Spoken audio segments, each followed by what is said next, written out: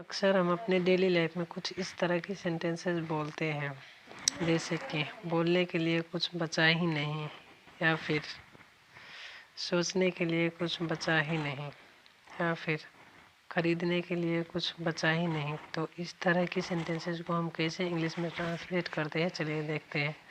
तो हमारा सेंटेंस में बार बार आ रहा है कुछ बचा ही नहीं। हमारा स्ट्रक्चर में आ रहा है कुछ बचा ही नहीं, जिसका मतलब होता है नथिंग लेफ्ट। स्ट्रक्चर भी देख लेते हैं।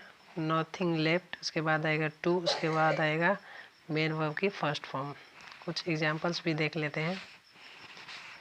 कहने के लिए कुछ बचा ही नहीं, nothing left to speak, nothing left to speak. कहने के लिए कुछ बचा ही नहीं, सोचने के लिए कुछ बचा ही नहीं, nothing left to think, nothing left to think.